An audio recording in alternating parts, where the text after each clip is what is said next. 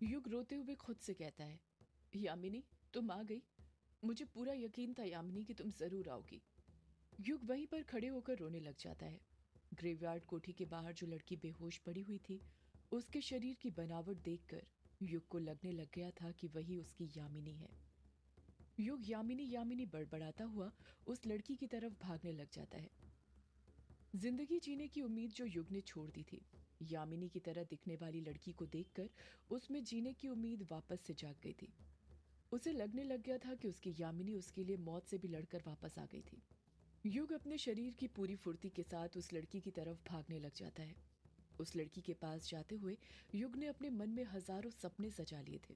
उसने सोच लिया था कि अब वो यामिनी को अपने आप से कभी दूर नहीं जाने देगा, हमेशा उसे अपने दिल के करीब रखेगा। कुछ ही पल में युग उस लड़की के पास पहुंच जाता है। वहां पर पहुंचकर देखता है कि उस लड़की ने अपनी कमर के हिस्से के ऊपर कुर्ता तो पहना हुआ था, पर कमर के नीचे वाले हिस्से में कपड़ा तक नहीं था। वह अर्धनग्न अवस्था में वहां पर पड़ी हुई थी। उसकी लंबी गोरी जांघों पर ताजे खरोंच के निशान थे, जैसे किसी ने अपने नुकीले नाखून से नोचा हो। वो लड़की पेट के बल लेटी हुई थी, जिस कारण युग को उसका चेहरा नहीं दिख रहा था। युग उस लड़की को ऐसी हालत में देखकर घबरा गया था। युग धीरे धीरे उस लड़की के पास बैठने लग जाता है। युग उस लड़की के पास बैठता है और आहिस्ते से उस लड़की को पकड़कर पलटा देता है। और जब युग उस लड़की का चेहरा देखता है तो उसके पांव तले जमीन खिसक जाती है। उसे अपनी आंखों पर यकीन नहीं हो रहा था। उसकी आंखें फटी की फटी रह गई थी। युग उस लड़की को देखते हुए कहता है, शालिनी तुम।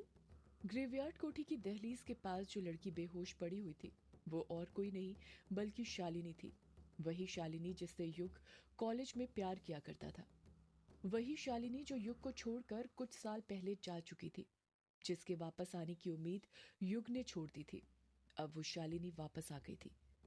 शालिनी ने जो कुर्ता पहना हुआ था वो भी कई जगह से फटा हुआ था, और उसके कमर के नीचे तो एक कपड़ा भी नहीं था। उसकी हालत को देखकर ऐसा लग रहा था जैसे किसी ने उसके साथ जबरदस्ती करने की कोशिश करी थी। युग मन ही मन सोचने लग जाता है, ये शालिनी यहाँ पर क्या कर रही है और इसकी ऐसी हालत कैसे हुई। युग के कुछ समझ नहीं आ रहा था कि शालिनी वहां पर कैसे पहुंची थी। उसने तो कभी शालिनी को उसके गांव का पता नहीं बताया था, फिर वो वहां पर कैसे पहुंच गई थी। युग घबराते हुए शालिनी को उठाते हुए कहता है, उठो शालिनी उठो। शालिनी को जवाब नहीं देती। वो अभी भी बेहोश थी। उसकी हालत बहुत नाजुक लग रही थी। युग शालिनी की नब्ज चेक करने लग जाता है। शालिनी की नब्ज अभी भी चल रही थी। युग सबसे पहले अपने बैग में से शालिनी के बदन को ढकने के लिए कपड़ा निकालता है और उससे शालिनी के कमर के नीचे के हिस्से को ढक देता है। युग वापस से शालिनी को उठाते हुए कहता है, उठो शालिनी प्लीज उठो। ये क्या हो गया है तुम्हें। जैसे ही युग अपने हाथों से शालिनी के चेहरे को स्पर्श करता है, शालिनी अपनी आंखें खोल देती है। शालिनी युग को एकटक नजर से देखते हुए धीरे धीरे कहती है, हेल्प मी युग, हेल्प मी। इतने सालों बाद शालिनी की आवाज सुनकर युग की आंखें नम हो गई थी। वो सारी पुरानी कॉलेज की यादें जिसे युग भूल चुका था, शालिनी को देखकर वापस ताजा होने लग गई थी। उसे याद आता है एक जमाना था जब वो शालिनी से प्यार करता था। शालिनी रोते हुए कहती है, हेल्प मी युग, हेल्प मी। युग अपने हाथों से शालिनी के आंसू पोंछने लग जाता है। जैसे ही युग उसके आंसू पोंछता है, शालिनी वापस से बेहोश हो जाती है। युग शालिनी को वापस से उठाने लग जाता है, पर वो नहीं उठती है। युग समझ गया था कि ऐसे काम नहीं चलने वाला। उसे जल्द से जल्द कुछ करना होगा, वरना शालिनी की जान जा सकती थी। उसकी हालत बहुत नाजुक थी। ऐसा लग रहा था किसी ने बहुत ही बेरहमी से उसके साथ यौन शोषण किया हो। युग खुद से कहता है, मैं क्या करूं, कुछ समझ नहीं आ रहा। शालिनी को ऐसी हालत में हॉस्पिटल भी नहीं ले जा सकता, वरना गड़बड़ हो जाएगी। पुलिस वाले मुझे ही उसकी इस हालत का जिम्मेदार समझेंगे। मुझे शालिनी को जल्द से जल्द ट्रीटमेंट प्रोवाइड करवाना पड़ेगा, वरना उसकी जान चली जाएगी। युग सोच ही रहा था कि वो क्या करे, तभी उसके दिमाग में अमोदिता का ख्याल आता है। उसे याद आता है कि अमोदिता नर्स है और वो उसकी मदद कर सकती है। युग अपने मोबाइल से अमोदिता को फोन करने लग जाता है। रिंग जा रही थी पर अमोदिता फोन नहीं उठा रही थी। युग अमोदिता को फोन करते हुए खुद से कहता है, कम ऑन अमोदिता, फोन उठाओ अमोदिता। अमोदिता फोन उठा लेती है। फोन के अंदर से अमोदिता की आवाज सुनाई देती है, हाँ युग जी बोलिए, कैसे याद किया आपने, वो भी इतने दिनों बाद। मुझे तो लगा था आप मुझे भूल ही गए थे, पर आप मुझे कैसे भूल सकते हैं। आप मुझसे अमुदिता की इतनी ही आवाज सुनाई देती है और वो चुप हो जाती है। युग अमुदिता की बात पर ध्यान नहीं देता है और हड़बड़ाहट के साथ कहता है, अमुदिता मुझे तुम्हारी मदद चाहिए। तुम जल्दी से यहाँ पर आ जाओ अमुदिता, जल्दी आ जाओ। युग की घबराती हुई आवाज सुनकर अमुदिता भी घबरा जाती है। अमुदिता बौखलाहट के साथ कहती है, क्या बात है युग जी, क्या हुआ? क्या हुआ है? आप बहुत टेंशन में लग रहे हैं। युग बात को काटते हुए कहता है, अमुदिता मैं तुम्हें सब बता दूंगा, पहले तुम यहाँ ग्रेवयार्ड कोठी आ जाओ, जल्दी आ जाओ। अमुदिता मुझे तुम्हारी मदद की सख्त जरूरत है। अमुदिता हाँ में अपना सिर हिलाते हुए कहती है, ठीक है युग जी, आप घबराइए मत, मैं अभी आती हूँ।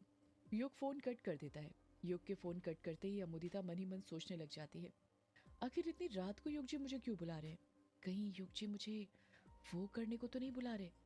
अमुदिता मन ही मन ख्याली पुलाव पकाने लग जाती है और खुद से कहती है, जरूर युग जी मुझे वही करने बुला रहे होंगे। भला आधी रात को ही तो लड़कों को लड़कियों की सबसे ज्यादा याद आती है। युग जी से आज कंट्रोल नहीं हो रहा होगा, तभी वो मुझे फोन करके बुला रहे हैं। मुझे जाना चाहिए। इतना कहकर अमुदिता खुशी खुशी अपने बेड पर से उतर जाती है।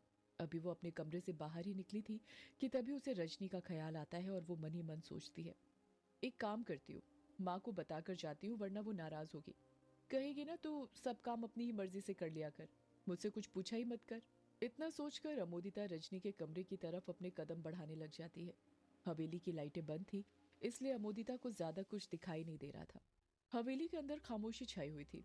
अमोदिता धीरे धीरे अपने कदम रजनी के कमरे की तरफ बढ़ाई रही थी कि तभी वो देखती है कि हवेली का दरवाजा चरमराते हुए अपने आप खुल जाता है, जिसे देखकर अमोदिता डर जाती है। अमुदिता फटाक से पर्दे के पीछे छुप जाती है। अमुदिता धीरे से अपनी नजरें बाहर निकाल कर देखती है कि हवेली का दरवाजा अपने आप नहीं खुला था, बल्कि उसे खोला गया था और दरवाजा खोलने वाला कोई और नहीं बल्कि वंदना थी। वंदना दबे पांव छुपते हुए हवेली से बाहर जा रही थी। अमुदिता मन ही मन सोचने लग जाती है, ये वंदना भाभी इतनी रात को कहाँ पर जा रही है, वो भी चोरी छुप के। अमुदिता वंदना का पीछा करने का सोचने लग जाती है, पर तभी उसे याद आता है कि उसे तो युग से मिलने जाना है, इसलिए वो वंदना का पीछा करने का फैसला छोड़ देती है। अमुदिता खुद से कहती है कि वंदना भाभी क्या खिचड़ी पका रही है, उसका पता मैं बाद में लगा लूंगी। पहले मुझे युग जी के पास जाना है, वो बेचारे मेरा इंतजार कर रहे होंगे। अमुदिता जल्दी जल्दी अपने कदम रजनी के कमरे की तरफ बढ़ाने लग जाती है। वो रजनी के कमरे के पास पहुंचती है तो देखती है कि रजनी के कमरे का दरवाजा टिका हुआ था। अमोदिता दरवाजा खटखटाने ही वाली थी कि तभी उसे रजनी और सुदेश की आवाज सुनाई देती है। सुदेश कहता है, देखो रजनी, अमोदिता की उम्र निकले जा रही है, मैंने उसके लिए एक लड़का देख कर रखा है, उससे शादी करवा देते हैं। रजनी की आवाज सुनाई देती है, बिल्कुल नहीं, अमोदिता की शादी होगी तो युग से होगी और किसी से नहीं। सुदेश चिढ़ते हुए कहता है, तुम पागल हो रही हो क्या रजनी? कहाँ युग बेटा और कहाँ हमारी अमोदिता, दोनों का ही कोई मेल नहीं है। रजनी की आवाज सुनाई देती है, मेल नहीं है तो मैं करवा दूंगी, पर कह देती हूँ मेरी बेटी की शादी होगी तो सिर्फ युग से और किसी से नहीं। सुदेश की गुस्से के साथ आवाज सुनाई देती है, आखिर तुम अमोदिता की शादी युग से करवाने के पीछे क्यों पड़ी हो? किसी और से भी तो करवा सकती हो। दुनिया के सारे लड़के मर गए हैं क्या? रजनी की आवाज सुनाई देती है, मैंने कहा ना, अमोदिता की शादी होगी तो सिर्फ युग से। अगर अमोदिता और युग की शादी हो गई तो उसकी जिंदगी तो बदलेगी ही, साथ में हमारी जिंदगी भी बदल जाएगी। रजनी और सुदेश की बातें सुनकर अमोदिता इतना तो समझ गई थी कि रजनी का जरूर कोई बड़ा फायदा हो रहा था, तभी वो अमोदिता की शादी युग के साथ करवाना चाहती थी। अमोदिता समझ जाती है कि इस वक्त उन्हें डिस्टर्ब करना ठीक नहीं होगा, इसलिए अमोदिता रजनी को बिना बताए ही ग्रेवयार्ड कोठी जाने का फैसला कर लेती है। वो सोचती है कि रजनी को सुबह सब कुछ बता देगी जब वो वापस लौट कर आएगी। अमोदिता ग्रेवयार्ड कोठी जाने के लिए निकल जाती है। इस तरफ कायर और बिंदु फोन पर बात कर रहे थे। कायर अपने घर में खटिया के ऊपर लेटे लेटे बिंदु से बात कर रहा था। वो कमरे के अंदर अकेला था। जब से वो ग्रेवयार्ड कोठी से लौटा था उसे अंधेरे से डर लगने लग गया था, इसलिए उसने लाइटें बंद नहीं की थी। कायर फोन पर बात करते हुए बिंदु से पूछता है, बिंदु अब कब करेंगे? कल तो कर नहीं पाए थे उस काले साए के कारण। बिंदु चिढ़ते हुए कहती है, कायर तुम मर्दों को इन सब के सिवा और कुछ सूझता है या नहीं? तुम्हें पता है ना कल कितनी मुश्किल से जान बचाकर भागे हैं, और फिर भी तुम्हें करना है ग्रेवयार्ड कोठी में। कायर बिंदु को समझाते हुए कहता है, बिंदु मैं ग्रेवयार्ड कोठी में करने का थोड़ी बोल रहा हूँ, हम कहीं और कर लेंगे। बिंदु गुस्सा करते हुए कहती है, बिल्कुल नहीं कायर, मैं अपनी माँ से बहुत झूठ बोल चुकी हूँ और अब और नहीं बोल सकती। अब हमारे बीच तभी कुछ होगा जब हमारी शादी होगी, उससे पहले कुछ नहीं। कायर कुछ नहीं बोलता है, चुपचाप बिंदु की बातें सुनता रहता है। बिंदु आगे कहना जारी रखती है, और हाँ, यदि तुम्हें मेरी बातें मंजूर नहीं है तो तुम मुझे छोड़कर जा सकते हो। मैं सोचूंगी तुम कभी मेरी जिंदगी में ही नहीं आए थे। कायर झट से कहता है, बिंदु ये तुम कैसी बातें कर रही हो? इतनी सी बात के लिए भला कोई रिश्ता तोड़ता है क्या? मैं तुमसे वादा करता हूँ अब तभी हमारे बीच कुछ होगा जब हमारी शादी होगी। बिंदु कुछ जवाब नहीं देती है।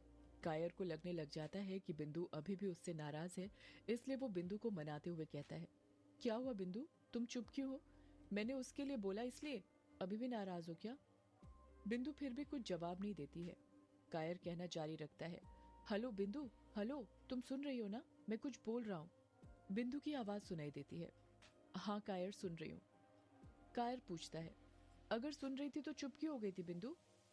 बिंदु की धीरे से आवाज सुनाई देती है, मैं कुछ सोच रही थी कायर। कायर हैरानी के साथ पूछता है, सोच रही थी? क्या सोच रही थी तुम बिंदु? बिंदु का जवाब आता है, यही कि उस काले साय ने हम पर हमला क्यों किया। कायर कहता है, काला साया नहीं बिंदु, वो यक्षिणी थी, मेरी बात मानो। बिंदु कहती है, वो जो भी हो मुझे उससे मतलब नहीं। मतलब है तो ये जानने में कि उसने हम पर आखिर हमला क्यों किया। तुमने और एक बात नोटिस करी कायर? कायर तुरंत पूछता है, कैसी बात बिंदु?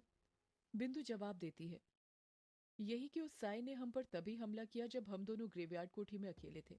इससे पहले भी तो हम कई बार ग्रेवयार्ड कोठी गए हैं ना? हम क्या, तुम तो कई रात अपने दोस्तों के साथ वहां पर रुक चुके हो, पर उस काले साय ने कभी तुम पर हमला नहीं किया। कायर बिंदु को बीच में ही टोकते हुए कहता है, हाँ बिंदु, ये बात तो मैंने नोटिस ही नहीं करी थी। उस यक्षिणी ने तभी हम पर हमला किया जब युग ग्रेवयार्ड कोठी में नहीं था। पर वो यक्षिणी युग पर भी तो हमला कर सकती थी ना? तो उसने उस पर कभी हमला क्यों नहीं किया?